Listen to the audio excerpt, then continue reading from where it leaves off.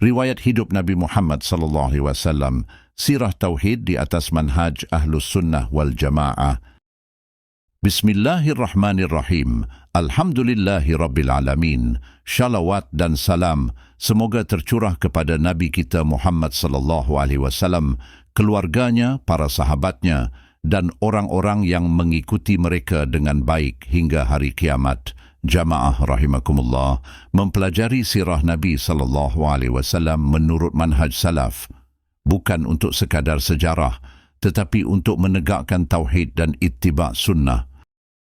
Allah berfirman, "Laqad kana lakum fi Rasulillahi uswatun hasanatun liman kana yarju wallaha wal yawmal akhir." Sungguh telah ada pada diri Rasulullah suri teladan yang baik bagi orang yang mengharap Allah dan hari akhir. Quran Surah Al-Ahzab ayat 21.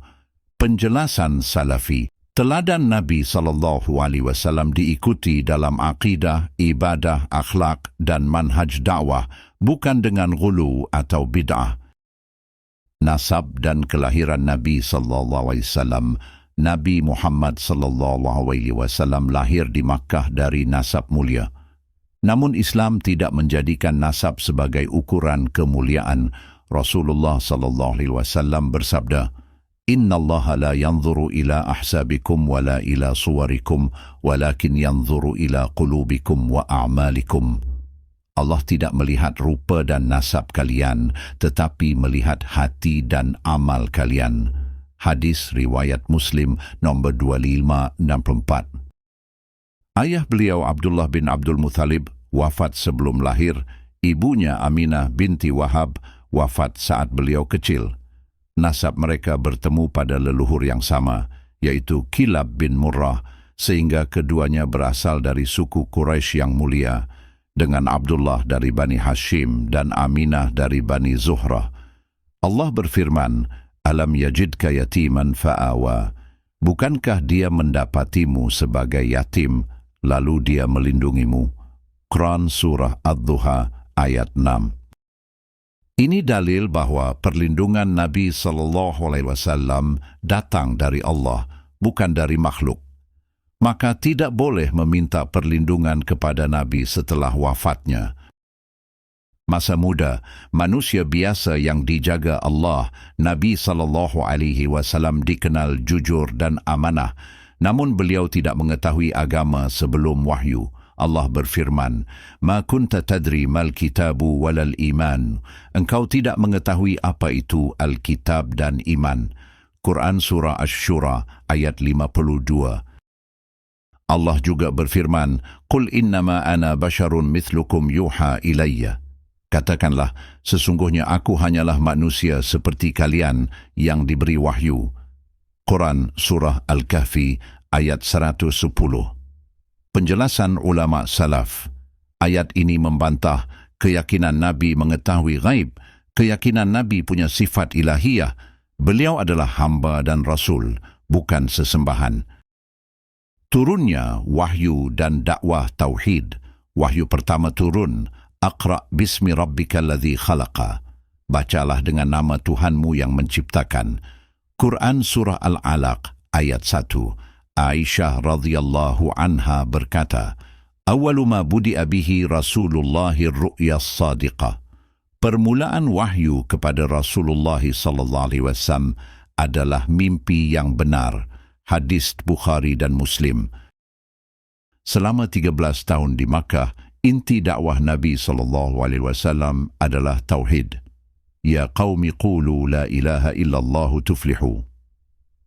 Wahai kaumku, ucapkanlah la ilaha illallah, niscaya kalian beruntung. Hadis riwayat Ahmad, sahih. Manhaj salaf menegaskan, perbaikan umat dimulai dari tauhid, bukan politik, bukan ekonomi. Sabar dalam dakwah dan menjauhi kezaliman. Nabi SAW disakiti dan dihina, namun tetap bersabar. Allah berfirman, "Fasbir kama sabara ulul azmi minar rusul." Bersabarlah sebagaimana para rasul yang memiliki keteguhan.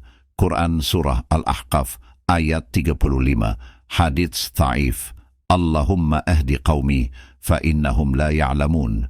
Ya Allah, beri hidayah kaumku karena mereka tidak mengetahui. Hadis riwayat Bukhari. Ini membantah dakwah keras tanpa ilmu dan manhaj. Salaf mengajarkan hikmah, ilmu dan kesabaran. Hijrah dan tegaknya syariat. Hijrah terjadi atas perintah Allah. Allah berfirman, "Idh yaqulu li sahibihi la tahzan, innallaha ma'ana." Jangan bersedih, sesungguhnya Allah bersama kita. Quran Surah At-Taubah ayat 40. Di Madinah, Nabi SAW membangun masjid, menegakkan salat, menerapkan hukum Allah. Allah berfirman, "Wama atakumur rasulu fakhudhuhu." Apa yang Rasul berikan, ambillah. Quran Surah Al-Hasyr ayat 7. Islam adalah agama dan sistem hidup, bukan sekadar ritual. Wafat dan wasiat sunnah. Allah berfirman, "Innaka mayyitun wa innahum mayyitun." Sesungguhnya engkau akan wafat dan mereka pun akan wafat. Quran Surah Az-Zumar ayat 30. Menjelang wafat, Nabi SAW bersabda, "Alaikum bisunnati wa sunnatil khulafa'ir rasyidin." Wajib atas kalian berpegang pada sunnahku dan sunnah khulafaur rasyidin. Hadis riwayat Abu Dawud sahih. Abu Bakar radhiyallahu anhu berkata, "Man kana ya'budullaha fa innallaha hayyun la yamutu." Barang siapa menyembah Allah, maka Allah maha hidup dan tidak mati. Hadis riwayat Bukhari. Penjelasan, cinta Nabi SAW bukan dengan kultus, tapi mengikuti sunnahnya. Manhaj salaf dalam mencintai Nabi SAW adalah mentauhidkan Allah, mengikuti sunnah, meninggalkan bid'ah, bersabar di atas kebenaran. Semoga Allah mematikan kita di atas sunnah. Rasulullah bersabda, "Fa'alaikum bisunnati wa sunnatil khulafa'ir rasyidin." Wajib atas kalian berpegang pada sunnahku dan sunnah khulafaur rasyidin. Hadis riwayat Abu Dawud sahih. Semoga Allah mematikan kita di atas sunnah dan mengumpulkan kita bersama Nabi SAW di surga.